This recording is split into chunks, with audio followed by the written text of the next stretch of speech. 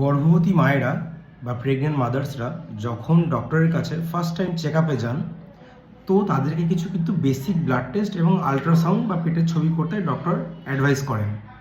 তো স্বভাবতই পেশেন্টদের বা মায়েদের মনে কোশ্চেন আসে যে হ্যাঁ, আমি তো সুস্থ, তো এত কিছু ব্লাড টেস্ট, এত টাকা রক্ত পরীক্ষা আমি কেন করাবো?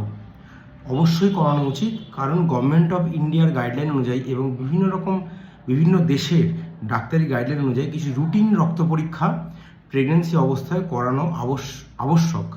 তার মধ্যে কি কি? হিমোগ্লোবিন বা কমপ্লিট ব্লাড কাউন্ট, রক্তের মাত্রা জানার জন্য, রক্তের গ্রুপ, থাইরয়েড, সুগার পরীক্ষা, যেটা খালি পেটে এবং ভাত খাওয়ার 2 ঘন্টা পরে দুভাবে করা হয়।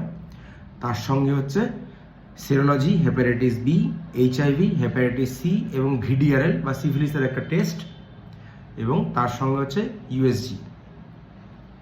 এরপরে একটা খুব ইম্পর্টেন্ট পরীক্ষা হচ্ছে HPLC বা থ্যালাসেমিয়া স্ক্রিনিং। হ্যাঁ, অবশ্যই থ্যালাসেমিয়া স্ক্রিনিং করানোটা বাধ্যতামূলক। আরেকটা পরীক্ষা যেটা না করলি না, সেটা হচ্ছে ইউরিন REME। কোনো গর্ভবতী মহিলার কোনো ইউরিনে কোনো ইনফেকশন আছে কিনা সেটা দেখার জন্য তার ইউরিনের বা পেচ্ছাপের একটা কিন্তু পরীক্ষা করতে দেওয়া হয়।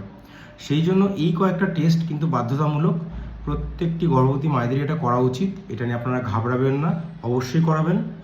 ডক্টরবাবুর কথা অনুযায়ী, তার অ্যাডভাইস অনুযায়ী ওষুধ খান, টেস্টগুলো করান এবং চেক আপে থাকুন।